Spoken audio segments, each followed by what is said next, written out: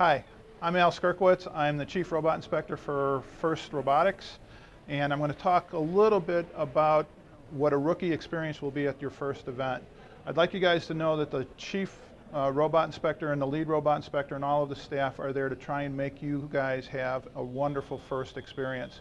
If you have any problems whatsoever, try and find the Lead Robot Inspector at your event.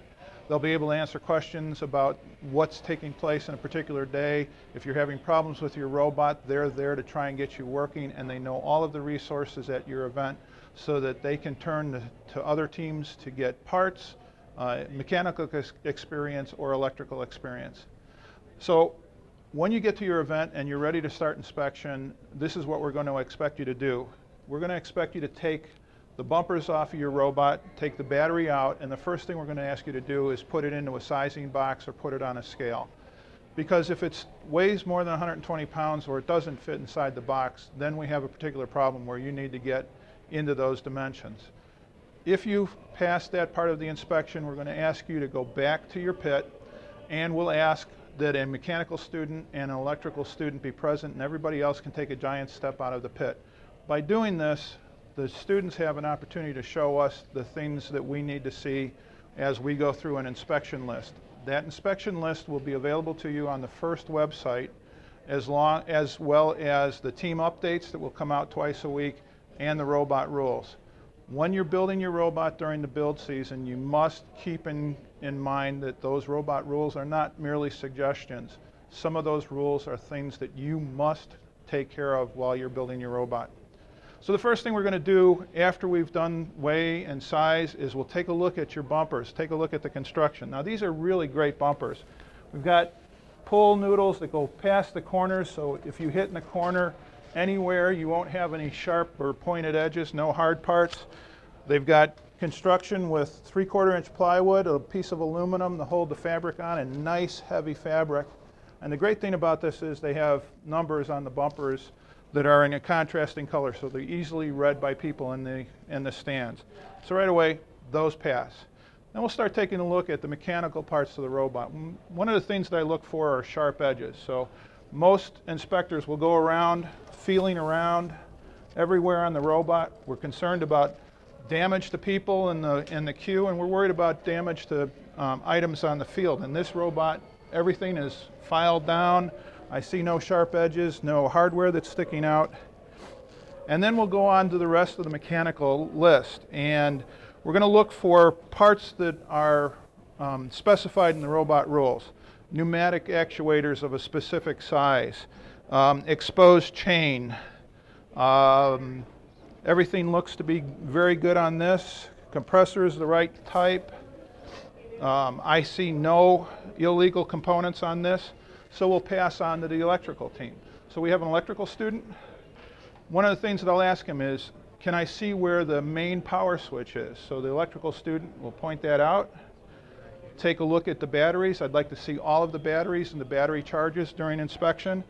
And then we'll start taking a look at breakers. Now, we're going to show you a close-up of the power distribution panel and the very nice wiring in this robot. But what we're looking for is one wire leading out of every terminal on the power distribution panel, and the breaker matches the wire size. The breaker is sized to the wire, not to the load. We'll continue on through that. Everything seems to be okay. So you guys got the controller at what spot? Main controller is here. Looks like the modules are in the right slots. Module number 1 always has to have the analog module in place, and this jumper has to be in place so that the field control can get the battery voltage from your robot so that they know that everything is okay. That's part of the data that's streamed back to the field. You guys have how many motors on the robot? We have 4 sim, 2 windows, and 1 Mabuchi. And 2 windows up here? And that matches all the required motors that can be used on the robot. And the wiring looks correct. And you have wiring coming off the pneumatics modules, going to pneumatics digital sidecar. Everything looks good there. You guys have any custom circuits on the robot? Okay. So then we'll move from electrical into pneumatics. So we take a look at the pneumatic cylinders, and you guys have any sensors that feed back to the pneumatic system? Doesn't look like it. And all of the tubing is of the correct type. All of the parts on the robot are 125 psi or greater, correct? And you guys have any questions for me up to this point? No? Then we'll move on and do a power on test. So we'll ask that the robot be turned on, and the team does that, the inspector does not. And you guys are enabled. And we see a correct flashing robot signal light.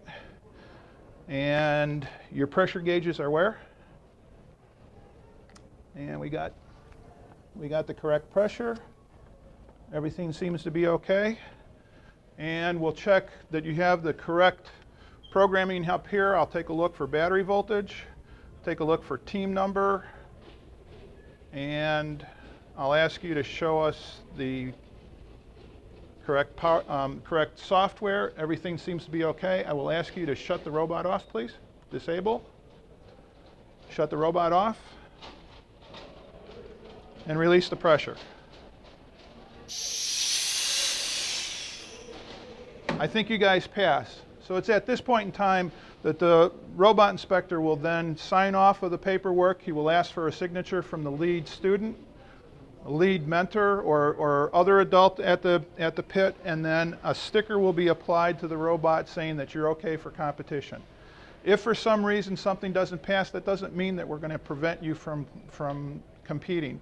It is our intention that every team compete in every single match that they're assigned, and we will go out of our way to try and make that happen for you.